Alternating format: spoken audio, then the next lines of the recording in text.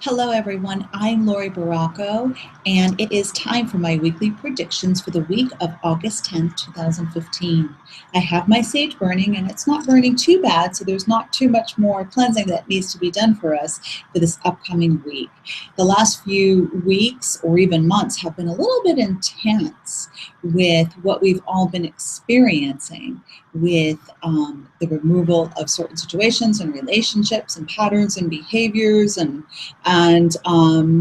really all of that has led us to a really great place of where we find ourselves this week, where I see a lot of optimism and I see a lot of freedom and I see a lot of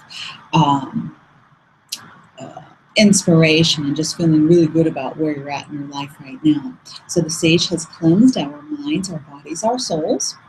And the first card that we have is the Hangman. And the Hangman has to do with shifting and changing patterns and behaviors and belief systems, because you know that they are keeping you stagnant, and that the more that you avoid or resist these changes, the more stuck you're going to become, or feel very uncomfortable in being in that space.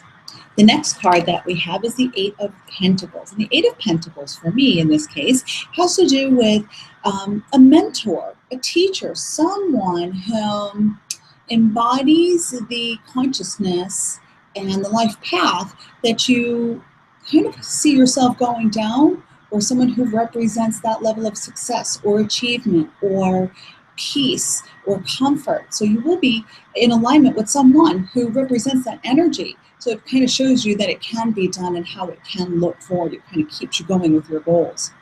And then the last card that we have is the King of Wands. And with this king shows us that, hey, I have achieved some of these things. I do have what it takes to move forward and to be happy, and I deserve to be happy. And yet I'm also feeling very connected with spirit. And that's where the wands come in. The wands have to do with movement, feeling inspired, action, but it also has to do with that connection with spirit, with faith and trust of exactly where you're going. So you feel a sense of accomplishment and achievement this week. So it's a really lovely week that's coming up for us. And the card that I selected from my mandala deck is a blessing in disguise. What you may see as a disappointing turn of events is really a blessing in disguise, kind of the stuff we saw a few months ago and weeks ago. The path that you were heading down was one that was not for your highest and best good. Spirit has something much better waiting for you on the other side of this closed door. Give yourself 10 minutes to stew and gather yourself together and move on. And let that door stay closed. All right, now trying to open those doors that have closed. They're sealed, they're done, and sometimes we try to revisit them. So just let it be for now. All right, thank you so much for tuning in. I'm Laurie Barraco. Namaste.